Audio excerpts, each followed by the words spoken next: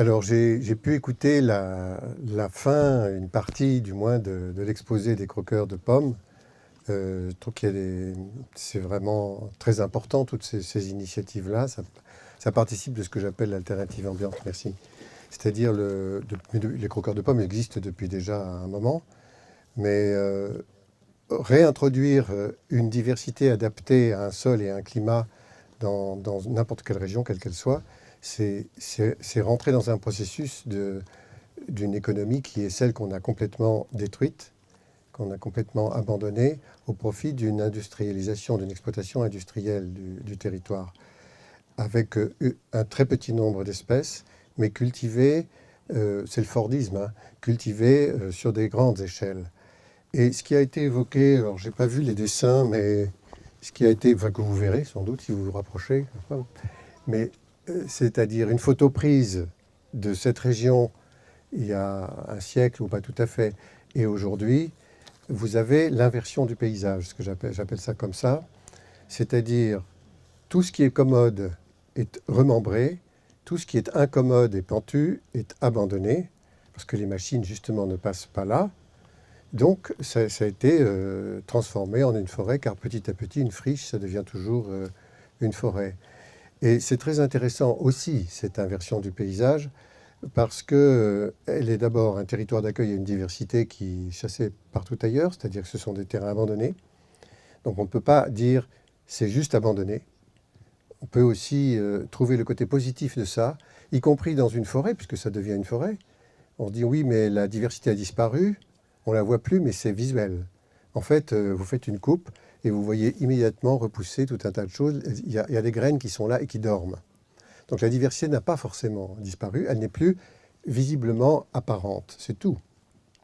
Bon, cela dit, ça fait une masse forestière qui vient compenser les conditions absolument inquiétantes du réchauffement climatique. Ça consomme, les arbres consomment du CO2. Prenez une photo. Aujourd'hui, avec Google Maps, vous avez, disons, la vision aérienne. Hein, et vous la comparez à ce qu'il y avait il y a un siècle. Vous voyez la masse boisée, mais était énorme par rapport à ce qu'il y avait avant. J'ai un atlas forestier de 1881. C'est très peu de choses dessus. Hein. Et bon, alors, c'est pas, ça, c'est le côté positif. J'essaie de trouver des choses. Parce que le fait qu'on ait beaucoup de cette masse boisée compense les conditions disons, qualitatives de l'atmosphère, et en particulier le CO2 dans l'atmosphère, et les conditions du réchauffement. Il fait chaud. Hein. Je vais peut-être me déshabiller d'ailleurs. Je sais pas si... Moi, parce que j'ai vraiment chaud. Donc, je pense qu'il y a à la fois un côté tragique, qui est l'abandon des terres pas commodes, la désertification humaine, l'abandon de toutes les variétés adaptées au lieu, mais aussi une pression des lobbies sur le législateur pour dire c'est interdit de commercialiser telle semence, telle variété, telle ci et telle ça. Donc le rôle de gens comme les croqueurs de pommes est fondamental, quoi. Ma mère a lancé Noël, ma mère.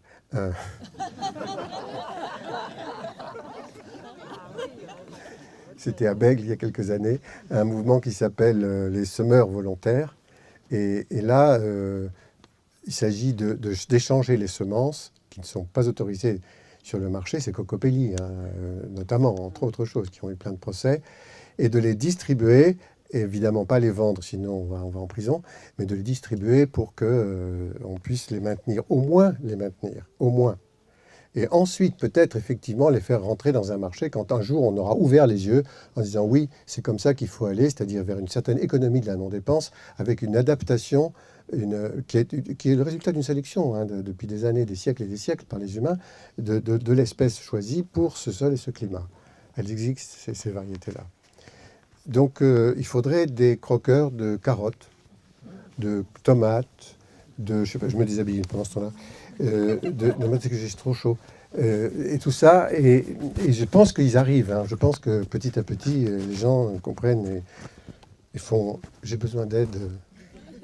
Il est où le. Ben, il faudrait que je sache le. Que vous sachiez où on va le mettre. Oui, parce que je veux m'enlever ça, j'ai trop chaud. Alors, vous allez voir. Voilà. On va bien faire quelque chose. Ça va mieux. technicien son et tout. Attendez, on vous l'accroche là, comme ça. Où vous voulez. Oh, parce que la Voilà. pêche. Donc j'avais donné le vent, les oiseaux, etc. C'est-à-dire le fait qu'on est dans un système où, biologiquement parlant, et c'est une allusion au jardin planétaire, le cadastre n'existe pas. Dans l'histoire qui est contée ici, avec les plans de vignes et les parcelles, on est dans le cadastre. Ça, c'est une affaire entendue. Seulement les oiseaux et les papillons, le vent, ça ne connaît pas ces frontières. Et les pollinisations se font de façon... on ne maîtrise pas du tout ça. Il peut effectivement y avoir une hybridation, comme ça a été évoqué tout à l'heure, par un apport qui vient d'ailleurs. Et pourquoi pas ? De toute façon, toujours la vie invente, ça c'est même le titre d'une exposition portant sur mon travail, et ça vient du fait qu'il se passe pendant la nuit ou autrement des choses qu'on n'avait absolument pas prévues. La direction du vent en fait partie, bien sûr, et voilà. Quelle que soit la performance des météorologistes, hein, pour nous dire ça va arriver par là, oui, mais bon, qu'est-ce qui arrive avec ? Oui. Donc c'est une allusion, cette histoire de non-cadastre adaptable, qu'on ne peut pas le mettre en corrélation avec le vivant. C'est juste une vision technocratique du territoire. C'est en relation avec la situation biologique sur la planète aujourd'hui. Et c'est vraiment une possible définition du jardin planétaire que de dire, en tout cas, ça n'existe pas ça. C'est un jardin sans drapeau. La planète est un jardin sans drapeau. On peut le dire complètement. Historiquement, ça a toujours existé. Ces transports, ces voyages, c'est aujourd'hui quelque chose de très problématique, vous le savez, puisqu'on est face au problème des migrations humaines tragiques. Mais c'est une réalité qui a toujours existé. Et je voudrais, pour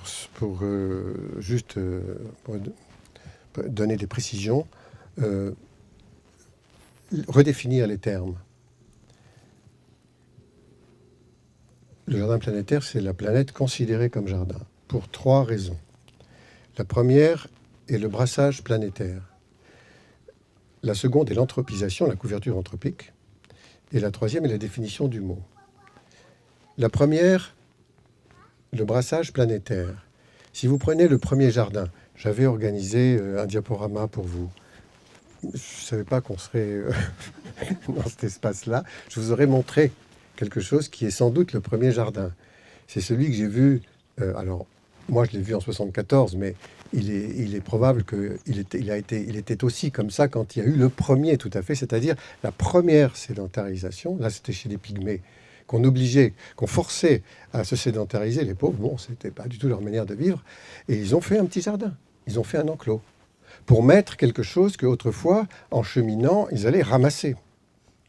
Donc ça veut dire qu'ils ont importé, ils ont apporté de loin, proche mais peut-être de plus en plus loin, quelque chose qui autrefois ils allaient ramasser là où ça se trouvait. Pareil pour la chasse évidemment. Et ils le mettent dans un endroit qui est protégé de la prédation parce qu'il faut surveiller tout ça. Donc ça c'est à la fois le brassage planétaire et la définition du mot, puisque la définition du mot ça veut dire jardin veut dire enclos, enclos et paradis, paradis ça peut se discuter, enclos pas tellement. Et là on protège. Mais à ce moment-là, si on part de ça, et c'est quand même un constat, c'est vrai, c'est probablement comme ça que le jardin est né, alors avec la technique de plus en plus performante, on va de plus en plus loin chercher des choses qui font quelquefois de l'autre côté des continents. Et ce qu'on mange aujourd'hui, les pommes de terre et les tomates, ça ne vient pas de chez nous, hein, du tout. Hein. Ça fait déjà un moment qu'elles sont là, mais pas tellement finalement. De toute façon, c'est un lieu du brassage planétaire. Quand on fait le tour de la planète, aujourd'hui, alors là, mon bilan carbone, il n'est pas bon, ça je confesse. Je l'ai fait plusieurs fois, pour des tas de raisons. Et j'ai pu constater ça, c'est-à-dire les échappées du jardin qui se sont naturalisées, qui se sont installées, parce que le sol et le climat étaient bons pour eux, parce qu'ils étaient dans leur biome, c'est-à-dire dans leur espace de compatibilité de vie. Ça revient à une question qu'on évoquait tout à l'heure pour les variétés adaptées, c'est un peu ça. Seulement, ce sont des échappées du jardin qui n'étaient pas là autrefois, et elles vont se mélanger avec des plantes qui sont là depuis longtemps. On ne sait pas depuis quand, mais on dit qu'elles sont indigènes. Ça, c'est bizarre. Ça, c'est juste bizarre. Pour moi, ça ne veut rien dire. Hein. L'indigénat, je ne sais pas trop ce que ça veut dire. Hein. Depuis combien de temps c'est là? Quand on apprend subitement que les chênes, que l'on vénère, hein, parce que c'est notre arbre un peu sacré, les druides et tout, vous voyez ce que je veux dire, les chênes, ils sont là, ils sont arrivés il y a 10 000 ans. C'est rien à l'échelle de l'histoire de la planète. C'est rien, mais rien du tout. C'est les geais qui ont perdu les glands comme ça. Ça vient du sud de la péninsule ibérique, du sud de la péninsule d'Italie. Et ils n'étaient pas là. Ils n'étaient pas là. Bon, c'est un changement climatique, peut-être que ça joue, mais tout joue. Aussi bien le vent, les oiseaux. Bon, nous accélérons ce brassage planétaire. Alors j'avais plein d'images possibles à vous montrer. Les capucines qui sont originaires du Mexique, dans les Molenbeekia de Nouvelle-Zélande, elles sont chez elles, enfin elles sont dans leur climat. Elles ne sont pas chez elles, mais elles sont arrivées avec les humains qui ont voulu en mettre dans leur jardin, se sont échappées des jardins et ainsi de suite. Et ça, j'ai plein d'images comme ça qui sont très, très intéressantes. Les Carpobrotus, ça vous dit peut-être rien, mais c'est, vous voyez, la griffe de sorcière qui pousse en bord de mer, c'est une plante qui lui ressemble. Elle est très très belle, ça vient d'Afrique du Sud, ça pousse sur les côtes du Chili aujourd'hui. Bon, un jour on me dit il faut enlever ça parce que ça c'est une invasive, parce on utilise ce mot qui est un anglicisme qui veut rien dire. Hein. Ça veut dire que c'est juste une vision très péjorative de l'envahissement, parce qu'effectivement elles ont un caractère envahissant. Mais bon, elles sont là, elles sont contentes, elles sont juste heureuses de vivre. Hein. Pour moi c'est juste ça. Et alors je reviens un an ou deux plus tard et à la place de ces plantes il y avait un lotissement. Donc de toute façon, on avait détruit l'écosystème. Vous voyez, on peut dire un peu ce qu'on veut avec tout ça. Aujourd'hui, il y a un discours que je trouve inquiétant sur la liste végétale ou animale qui nous est imposée. Je suis d'accord pour le fait de ne pas forcément introduire dans un jardin, je suis jardinier, des plantes très combatives.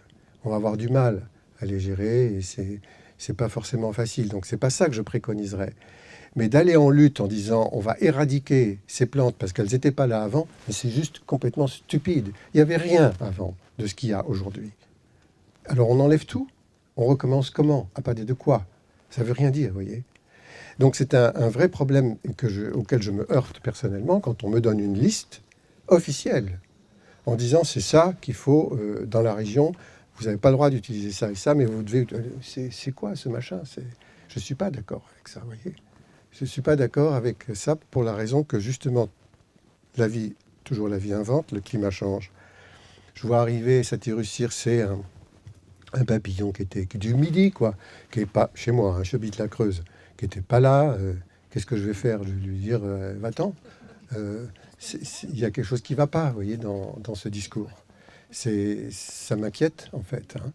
Là, un jour, je faisais une conférence à Hambourg sur le jardin en mouvement, qui prend en compte la dynamique, y compris toutes les dynamiques végétales, y compris les dynamiques de déplacement physique des espèces sur le terrain. Il y a des plantes vagabondes, hein, qui ne peuvent d'ailleurs se reproduire que par la graine. Elles n'ont pas de possibilité de se reproduire végétativement. Par conséquent, il faut qu'elles se ressèment d'une manière ou d'une autre, ce qu'on appelle les thérophytes, des plantes à cycle court, et les graines sont transportées. C'est le pied mère, il est là, il va disparaître, il va mourir après avoir fait les graines, et il va apparaître là-bas. Alors il n'a pas le droit d'être là-bas, parce que c'était là qu'on l'avait vu et planté ou accepté. Mais c'est quoi ce truc? Moi, le jardin en mouvement, il vient de la Grande Berce, qui est la Berce du Caucase, hein, qui est détestée. Alors je la jardine maintenant, je ne sais pas si vous connaissez cette plante. Voilà. Donc je m'arrange avec elle. Vous vous arrangez pas avec elle? Non. Ah oui, elle est très dangereuse, oui, bien sûr. Mais elle est tellement belle. Hein.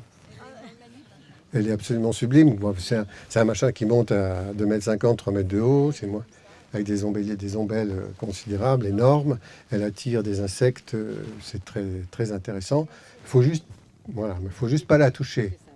Quand il fait beau, que vous transpirez, parce que là, elle vient vous brûler et vous avez vraiment... Moi, je l'ai eu, donc je sais... ça fait des choses qui cicatrisent en 2-3 mois, quelquefois plus, quoi. Donc bon, faut attendre. C'est pas, je m'habille hein, quand je vais les jardiner. C'est pas compliqué. Je vous explique comment il faut que vous fassiez. Quand vous avez la fructification, les graines commencent elles sont vertes au départ. Hein. Elles commencent à tourner marron. Là, il faut couper la totalité de l'inflorescence, au pied, vous coupez, et vous le jetez, et là, elles ne sont pas suffisamment mûres pour qu'elles puissent se ressemer, donc elles ne vont pas se répandre, il n'y aura pas de dissémination. Mais la plante qui a été traitée de cette façon, elle sait qu'elle n'a plus, elle ne s'est pas reproduite. Elle a cette information-là. Donc elle va repousser au pied. Mais seulement, c'est juste un pied qui repousse. Donc elle change de type biologique, elle passe de thérophyte à hémicryptophyte, ça c'est pour ceux qui connaissent les types biologiques, voilà. Et elle devient vivace pendant plusieurs années. Mais au bout de quelques années, je l'ai constaté chez moi, c'est expérimental, ce que je vous raconte, c'est mon jardin, et elle se fatigue, parce qu'elle n'est pas faite pour ça. Alors elle diminue, et là c'est embêtant. Enfin, il y en a qui seraient ravis, mais moi je trouve que c'est dangereux, donc je les relaisse grainer. J'ai mis 10 ans pour comprendre ça. C'est 10 ans de jardinage sur la Grande Berce. Voilà, c'est pas compliqué. Alors quand je les enlève, je m'habille en scaphandrier, les gants, les machins, tout, pour pas être brûlé, quoi, c'est tout. Mais c'est une plante vraiment intéressante. Ça, c'est possible à faire dans un espace qui est petit, qui est celui du jardin, justement. Je vous parlais dans les définitions du mot des 3 raisons. La couverture anthropique, c'est ça. Le jardinier, il sait à peu près ce qui se passe partout. Il peut intervenir sur son petit jardin. Même là où il met pas les pieds, il sait ce qui s'y passe, en gros, sur la planète, puisque c'est aussi cette histoire-là. Les hommes sont absolument partout, et même où ils ne vont pas, ils sont des observations, et maintenant il y a des drones, tout ce qu'on veut. Donc c'est pour ça qu'on peut dire la planète, effectivement, elle est un jardin. Mais quand on a dit ça, immédiatement, on dit, les citoyens, tous les passagers de la Terre sont des jardiniers. Bon, ça, ils ne le savent pas forcément. Alors il est bon et les mauvais en plus dans l'histoire. Mais si par hasard ils en prenaient la conscience, alors à ce moment-là, les choses changeraient. Les gestes ne seraient pas les mêmes, parce que la conscience ne serait pas la même, mais il faut rajouter à cette conscience un enseignement, comprendre où on habite. Aujourd'hui, il existe 3 écoles du jardin planétaire. La première est née à Viry-Châtillon, la seconde à l'île de la Réunion, et la troisième à Limoges. Elles sont très très différentes. Elles ne sont pas nées d'une initiative exactement comme j'évoquais la question au départ, pour la ville de Grenoble d'ailleurs, qui se trouvait face à une population d'habitants qui râlaient parce qu'ils avaient arrêté les pesticides, les herbicides, la diversité poussait partout, c'est donc les mauvaises herbes. Les herbes qu'on dit être mauvaises parce qu'on ne les connaît pas tout simplement. Il suffit de mettre un nom pour qu'on accepte. Dit voilà, on va faire une école de la reconnaissance de la diversité en ville. Et ça a été transformé, ça n'a pas été fait à Grenoble parce que les jardiniers de la ville de Grenoble ont fait la médiation. Ils ont eu cette intelligence-là, ils ont parlé aux habitants. Et au lieu de se plaindre, les habitants ont arrêté de dire où vont nos impôts, ils ont compris, ils ont accepté. Et bon, mais un autre, c'était Gabriel Amar, directeur à ce moment-là de la communauté d'agglomération des lacs de l'Essonne, a dit, moi je prends, mais je l'appelle école du jardin planétaire. Je dis, bon, vous exagérez un peu, ça veut dire quoi? Mais non, mais si, c'est resté comme ça. Et ça a été comme une sorte d'université libre, ça fonctionne toujours, avec des ateliers, des visites, et pour comprendre où on est, pour faire des gestes qui sont ceux qui vont dans le sens du maintien de la vie et non pas dans la suppression. Aller avec et pas contre, c'est juste ça. Mais pour ça, il faut comprendre. Une deuxième, donc, c'est faite à l'île de la Réunion. Là, ils sont obligés de doubler les prestations parce qu'il y a trop de monde. C'est beaucoup de succès. Et la troisième, à Limoges, elle est bizarre pour moi parce qu'elle est diplômante. Vous vous rendez compte, il y a des jardiniers planétaires. Donc, mais cela dit, les gens qui s'inscrivent sont géniaux. Ils se recyclent quelquefois. C'est comme une espèce de formation continue qui les décide, qui les pousse vers des initiatives qu'ils n'avaient pas, mais ils ont l'air heureux en tout cas. Bon, c'est la première année. Ça a été installé avec l'université de Limoges, 3 lycées agricoles et les compagnons du devoir. Voilà comment ça se passe aujourd'hui.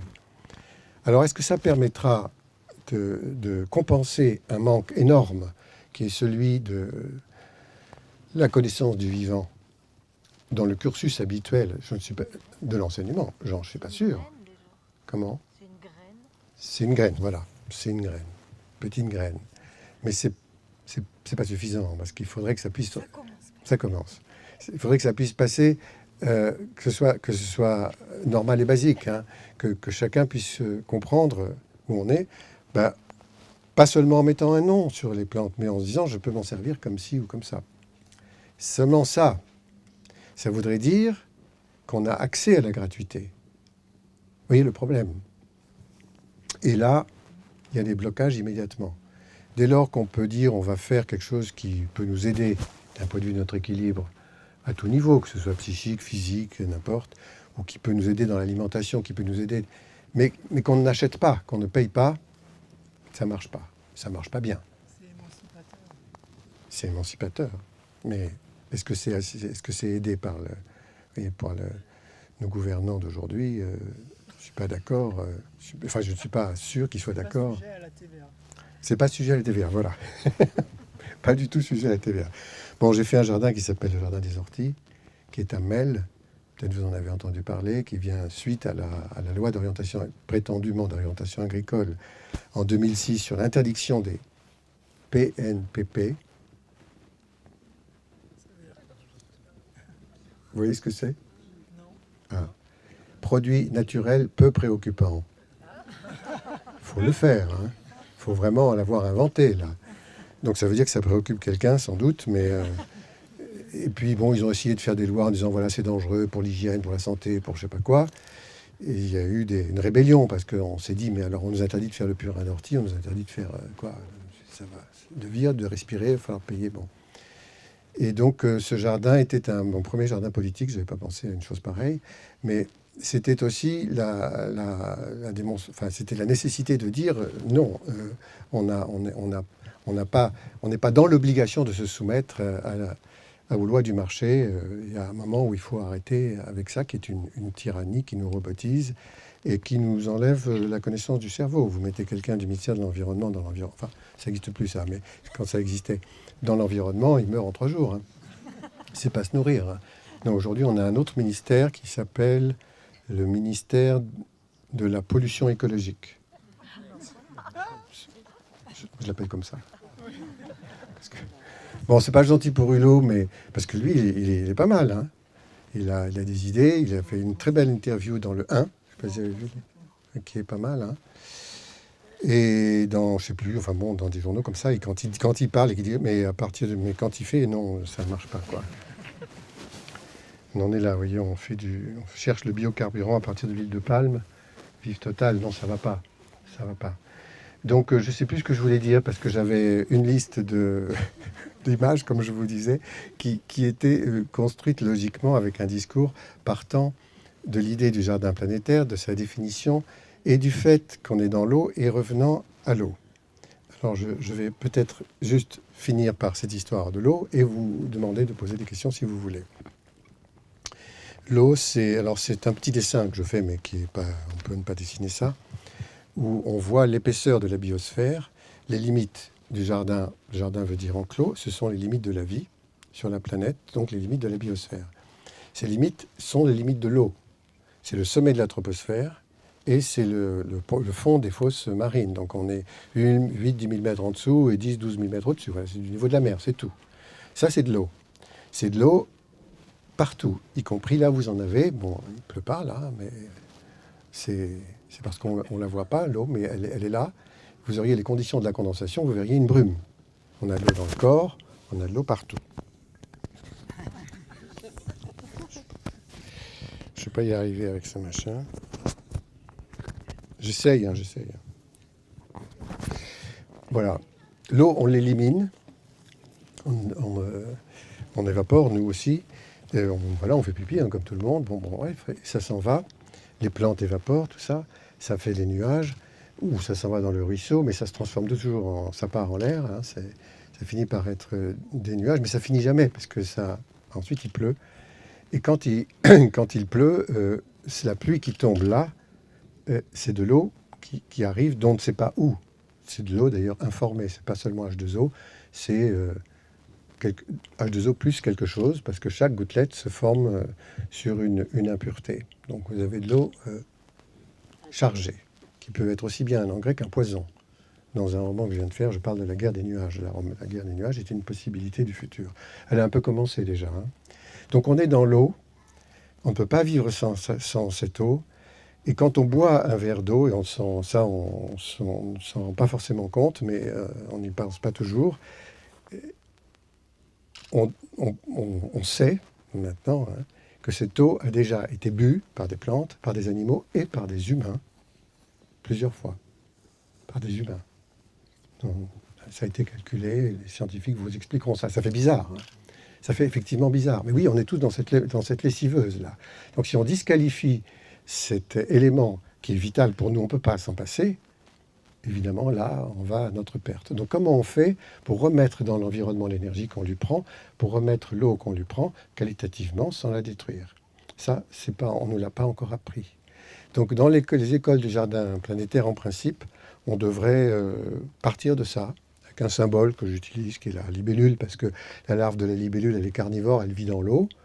Elle est intéressante, hein, dans son écosystème, etc. Mais bon, mais surtout, elle vit ensuite dans l'air, dans l'eau de l'air. Elle a une espèce de verticalité comme ça. Et symboliquement, c'est l'exploration de l'eau de l'air. Enfin, c'est l'eau. On est dans le... Je mets ça pour les enfants. Illustration du jardin planétaire. Voilà. Et je finis sur la tour à eau. Récemment, l'année dernière, on m'a passé une commande il y a 2 ans ou 3, maintenant je ne sais plus, d'une tour à eau. Je n'avais pas pensé que je ferais ça. Moi, je ne suis pas maçon. Enfin, même si j'ai fait ma maison, hein, je ne suis pas... C'est pas mon métier, c'est plutôt de faire des jardins. En 2009, je monte sur le Gerbier de Jean pour faire une étude paysagère. Presque arrivé en haut, pas tout à fait, après 2 mois et demi de sécheresse très sévère, mais vraiment tout était grillé. Je vois une goutte d'eau comme ça, vous voyez. Je me dis, mais d'où ça vient? C'est comme une source, hein. D'où ça vient? C'est bizarre. Il n'a pas plu, tout le monde se plaint. Et je me dis, ben voilà, ce relief, qui en fait est une cheminée de phonolite, le volcan a disparu, il ne reste plus que la cheminée, hein, le mont Gerbier de Jean, c'est ça, capture l'humidité, elle se concentre là, se condense, et ça fait... Le mont Gerbier de Jean est une tour à eau. Donc la Loire, en fait, ne naît pas au pied, comme tout le monde croit, et chacun se bat en disant c'est chez moi, non c'est chez moi, etc. Non, non, non.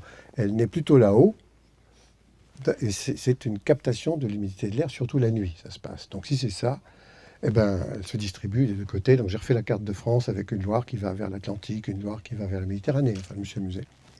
Et j'en ai parlé au PNR, qui m'a dit mais ça nous intéresse. Hein.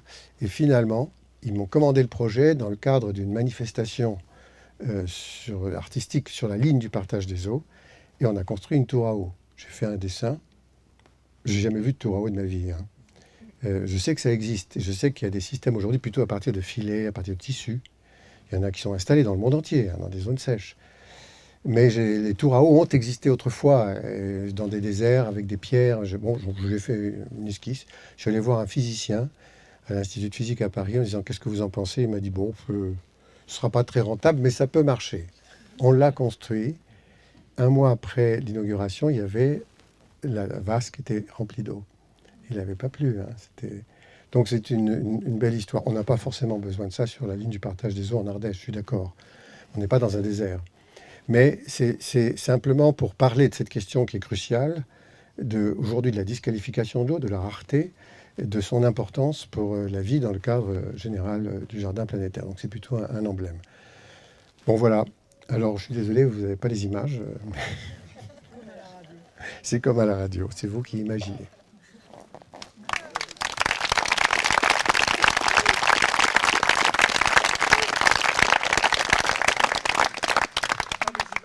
L'imaginaire. Voilà. Des questions? Est-ce qu'on peut pas, on va dire imaginer que ça devienne un projet éducatif dès les petites classes, hein, et au lieu de goudron, enfin moi j'étais dans la région parisienne avant, est-ce qu'on peut pas envisager qu'au lieu d'avoir du goudron ou un truc assimilé pour les jardins d'enfants, on puisse pas leur mettre du végétal? Alors, question très importante. Pour les petits, est-ce que ce ne serait pas mieux d'avoir un jardin plutôt que du goudron? Oui, à 100, 200, 300%. Mais ça a existé, bien sûr. Maintenant, il y a eu des lois arrêtées en disant c'est dangereux, la nature est dangereuse, etc. Moi, j'ai été appelé en Creuse, d'ailleurs, par une enseignante avec les petits, qui m'a dit, je ne sais pas comment faire, la cour était en asphalte, vraiment nu, quoi. Et je voudrais leur apprendre. Et on est allé sur des talus où là, ils n'avaient pas touché, quoi. Donc on pouvait faire quelque chose. Mais on n'était pas bien vus, quoi. On emmenait les enfants dans la nature. C'est dangereux, la nature, hein. Attention, attention. Bon, ça a un tout petit peu changé, mais pas énormément. On m'avait demandé un projet partant de la souterraine sur un chemin, ça, vers un lac très beau. Pour faire pas grand-chose, il n'y avait pas grand-chose à faire, mais j'ai commencé par dire, on démarrait à une école maternelle. D'abord, on désasphalte la cour de l'école maternelle. Le projet est tombé à l'eau, tout de suite. Alors c'était il y a une quinzaine ou une vingtaine d'années. Aujourd'hui, ce serait peut-être un peu différent. J'ai été appelé l'année dernière au lycée l'école Jules Ferry de Bourges, qui est à côté d'un jardin que j'ai fait, que c'est un jardin en mouvement étonnant, qui s'appelle le jardin de Lasnay, dans une ancienne carrière. Les petits y vont, c'est des tout petits. Et les profs qui sont géniaux, ils ont fait des séances, ils ont un vrai jardin, ils n'ont pas que du goudron là. Et moi, ils m'ont demandé plusieurs fois des interventions, dont une très importante sur les graines. Et les enseignants, ils avaient collecté plein de semences, plein de graines, dont une noix de coco, qui est la plus grosse graine du monde. Alors j'ai demandé une bassine. Et puis j'ai fait peser la noix, parce que chaque enfant a pu prendre la noix, comme ça, c'est lourd, hein, une noix de coco, c'est pas rien, quoi. Puis après, je l'ai mis dans l'eau, et elle a flotté. J'ai dit, voilà, elle est transportée comme ça autour du monde.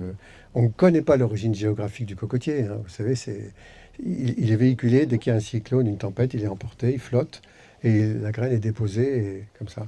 Donc j'ai pu expliquer facilement, ils comprennent tout, ils adorent, hein. Il n'y a aucun problème, hein. Et leur dire c'est interdit, attention, il y a une racine, c'est dangereux, c'est scandaleux de faire ça. Là, c'est honteux, quoi. Même si le gamin il tombe, il n'ira pas tomber de très haut, et c'est pas grave, quoi. Et on lui dit, explique, et puis il fera attention. Mais bien sûr, sur l'asphalte, c'est encore pire que sur l'herbe. Au lycée français de Madrid, où je suis allé faire un exposé là, en novembre, ils ont mis 1,5 hectare de gazon en plastique. Alors quand même, je me suis étonné, quoi. L'ambassadeur qui l'inaugurait, il n'était pas fier, hein. Mais bon. Et on m'explique, c'est Madrid, il fait chaud, il fait sec, et que les enfants qui vont jouer là-dessus, de toute façon, il faut arroser. On arrose le gazon en plastique, parce que quand il tombe, ça brûle. Il n'y a pas d'eau à Madrid, ils sont en pénurie d'eau. On fait quoi? Enfin, on fait des conneries, quoi. Vous voyez? On sait que ces gazons en plastique ou ces stades en plastique relarguent de toute façon plein de COV. Hein. Plein. C'est un territoire de ramassis, de pollution aussi. C'est dommage pour les enfants. Alors c'est très dommage pour les enfants, mais heureusement, là aussi, il y avait à côté, mais c'est des gens qui n'ont pas le pouvoir pour l'instant, mais enfin, 3 enseignants qui faisaient un jardin et qui étaient vraiment pédagogiquement très très valables avec les étudiants, les enfants comme jardiniers, quoi. Ça, c'était vraiment bien. Alors moi, je leur ai expliqué ce que je pensais. Bon, alors après, je ne sais pas si je serai réinvité, mais on verra. Merci.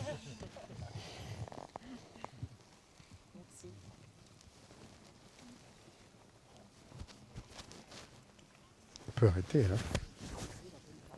On peut boire de l'eau qui a déjà été bue. Volvic. Ah oui, on m'avait dit sur Vulcania, vous voyez, oui, je suis intervenu là aussi, et que le parking, il fallait qu'on l'étanchéifie parce qu'il ne fallait pas que les pollutions des voitures, ça je suis d'accord, elles peuvent polluer, une fuite d'huile ou je ne sais pas quoi, aillent polluer l'eau de Volvic. Ça, je comprends. Bon. Vous me le permettez? C'est parce qu'ils veulent la vendre comme à Evian. Ben oui.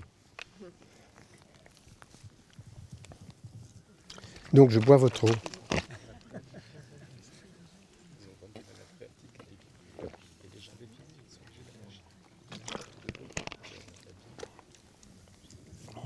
Evian, si vous écrivez ça dans l'autre sens, c'est naïve. Non, mais c'est parce que j'ai vu qu'à Evian, ils avaient vendu la nappe phréatique, Oui. et qu'ils sont obligés d'importer de l'eau pour les gens de la ville. Oui, alors, je vous dis ce que dit monsieur. À Evian, ils ont exporté la nappe phréatique, vendue. Vendue. Donc, ils sont obligés d'importer de l'eau pour les habitants. Oui, c'est intéressant, non? Nestlé qui vend Evian, en fait. C'est Nestlé qui vend Evian, oui. Oui, d'accord. Évidemment. s'appelle Les lois du marché. Il y a une très belle chanson de Cyril Mocaillès et Bernard Lavilliers qui s'appelle comme ça, la loi du marché. Le monsieur, c'est François Tronche qui vous parlera d'épigénétique au rucher de la Maronne. Voilà. Bah alors, Thierry, tu as peut-être une question? Il connaît par cœur, lui. Ouais. Alors parle-nous un peu du bal. Ah, le bal. Le bal, c'est le grand bal, c'est le roman sorti chez Actes Sud, là. B.A.L. Ça veut dire banque, assurance, laboratoire. On est donc dans un futur, c'est une fiction. Et ça se passe juste après la guerre des nuages, donc, que j'évoquais tout à l'heure, déclenchée par le Ramadan furieux, un jour à Stolatz, une bataille entre un clocher et un minaret. Mais ça a eu une dimension planétaire. Et c'est un livre sur l'illusion de la maîtrise. C'est-à-dire qu'on croit avoir la maîtrise de tout, bien sûr, y compris les jet streams, la qualité du nuage lui-même, la direction qu'il prend. Et il y a eu comme ça des tas de tentatives que vous connaissez peut-être, comme dans la dernière guerre mondiale, l'ensemencement par des sels minéraux de la brume, du fog en fait, en Angleterre, pour que les avions de guerre puissent décoller, parce qu'il n'y avait pas de radar à l'époque, ils n'avaient pas encore, il fallait la visibilité. Donc on avait appris à faire tomber, en somme, à faire pleuvoir. Plus tard, on s'en est servi pour d'autres idées bizarres du genre dévier un cyclone. Donc on fait aussi des systèmes comme ça, de faire pleuvoir à certains endroits. Ça, c'était au-dessus des Caraïbes, pour pas que ça s'en aille sur la Floride. En fait, c'est allé un tout petit peu plus haut. C'était bien pire, parce que le cyclone est tombé dans des régions où ils n'avaient pas l'habitude de le recevoir. Et puis, plus récemment, c'était l'ensemencement de la troposphère pour limiter le réchauffement, vous savez. Vous avez entendu ça, sans doute. Enfin, il y a des gens qui rêvent là-dessus, quoi. C'est illusion de la maîtrise. On va envelopper la Terre avec on sait comment faire pour que les rayons ne réchauffent pas, nanana. Un truc d'apprenti sorcier hyper dangereux, sans doute. Donc, dans cette guerre, ben voilà, c'est ça. Les gens croyaient savoir. Ils ont dit que ça s'est déclenché à partir d'une bêtise, comme toujours, hein. Et puis, on a empoisonné des nuages qui sont allés pleuvoir, mais pas du tout là où on voulait, finalement. Donc, ça a déclenché c'était la 4e guerre mondiale, ça. C'est dans le futur, je vous en parle au passé, mais... La 3e, c'était la série des attentats. C'est un peu ce qu'on vit en ce moment. Donc la 4e, c'est la guerre des nuages. Voilà. Et ça arrive à un moment de symbiose. La situation sur la planète est la suivante. Les humains, toujours dans leur conviction de la maîtrise, ont maîtrisé, entre guillemets, parce que ce n'est pas exactement tout à fait le cas, la totalité du vivant en le brevetant. Tout est OGM, donc tout est dépendant de l'humanité. Tout le vivant non humain dépend des humains, qui eux dépendent de ça aussi. C'est ce qu'on appelle une symbiose. Hein. C'est très dangereux parce que quand il y a un plateau de la balance qui flanche, tout flanche. Vous voyez, c'est une situation dure. Mais il y a une petite calanque dans le sud de la France où il y a quelques espèces qui sont encore totalement autonomes, qui ne sont pas du tout manipulées, et notamment le Crocodile étrusque, qui est une petite musaraigne. C'est le plus petit mammifère du monde, hein, qui est pucée. Elle s'appelle Zéphirine, hein, parce qu'elle va très vite. Vous avez vu des musaraignes, ça va très très vite, c'est fantastique. Hein. Donc Zéphirine s'agite énormément, mais elle est très très observée. C'est une série, c'est une lignée. Hein. Ça ne vit pas très vieux, au bout de 6 mois, il y en a une autre. Bon, donc lignée pucée, et tout à coup, Zéphirine, plus de traces. Elle disparaît. Donc on suppose aussi que son écosystème, qui est une des reliques sur la planète d'écosystème autonome, disparaît aussi. Et il y a une enquête. Voilà. Ça démarre comme ça.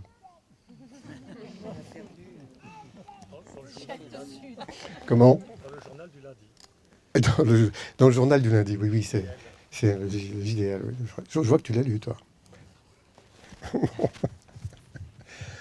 Bien. Voilà. Par exemple, l'arrivée du frelon asiatique, de choses comme ça, ou la remontée d'espèces vers le nord, notamment de cépages de vin, par exemple. Moi, j'avais vu des projections dans Géo, comme ça, que d'ici 2050, on pourrait faire quasiment du Sidi Ibrahim à Haït, ou J'exagère un peu, mais Ah, si. Si, le fameux Sidi Ibrahim de Lille, oui. Non, c'est pas exclu du tout.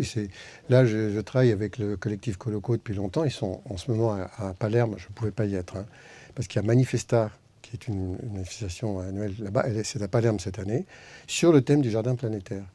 Donc, on fait un petit jardin. Je vais y aller là bientôt. Bon, ils ont commencé avec les enfants et ils rencontrent les migrants. Il y en a beaucoup, comme vous savez, en Sicile.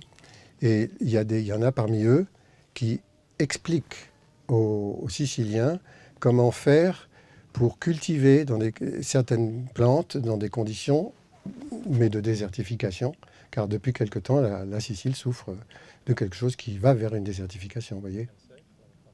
Voilà. Donc on a en effet, alors le frelon remonte, il va peut-être trouver sa régulation, lui aussi. Je ne sais pas si vous savez, il y a une plante carnivore qui adore le frelon, asiatique. C'est le Sarracenia, c'est une plante carnivore américaine qui vit dans des marais, qui est devenue, ça fait partie de ce qu'on appelle les écosystèmes émergents, justement, issus du brassage planétaire. Elle s'était installée, cette plante-là, dans les marais, dans les tourbières. Et elle attire, on a vu ça au Jardin botanique de Nantes, elle attire le frelon asiatique. Vous imaginez, une plante américaine qui vient réguler un insecte asiatique en Europe. Oui. Massage.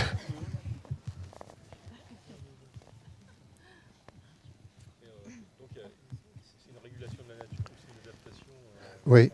cette remontée comme ça des espèces. C'est sûr que la nature, les végétaux peut-être plus que les animaux s'en sortent. Enfin, je ne saurais pas dire. Parce que les animaux peuvent bouger assez vite avec les changements climatiques, mais les végétaux ont des capacités d'adaptation aussi. Et puis comme de toute façon ils sont autotrophes, c'est-à-dire qu'ils fabriquent leur nourriture à partir de l'énergie solaire, alors que les animaux sont toujours dans la prédation, comme nous. Hein. C'est pas si simple, quoi. Je ne saurais pas dire comment cette nature-là, non humaine, va se débrouiller, mais nous, on est un peu pris de court, quoi, pour l'instant. Enfin, on voit bien avec les migrants climatiques. C'est quoi cette frénésie qu'ont les services de l'État, on va dire, de vouloir freiner les espèces invasives? Ça, c'est frénésie. Je vous dis ça parce que Oui. moi je les côtoie aussi. Ils vont me demander sur des documents que j'élabore pour des communes, vous parlez pas des plantes invasives? Quand je discute avec un collègue qui est écologue qui travaille avec moi, il me dit la plante invasive, là, ça sera plutôt les 4 hectares de maïs, quoi. C'est exactement ça. Oui, on est envahi par le maïs ou les chênes, hein, je disais tout à l'heure, il y en a beaucoup. Si on dit ça, on est mal vu, mais c'est la réalité. Il est vrai qu'il y a beaucoup de renouées du Japon, qu'il y a beaucoup d'élantes, mais enfin, on commence à être moins nerveux sur le robinier parce qu'on trouve une exploitation. Le robinet, c'est l'acacia. Hein. On trouve une exploitation. Le jour où on aura su faire quelque chose avec la renouée, on n'en parlera même plus, quoi. Ce sera une plante de la flore indigène, finalement. Je trouve qu'il y a juste un blocage culturel inquiétant sur ce sujet-là.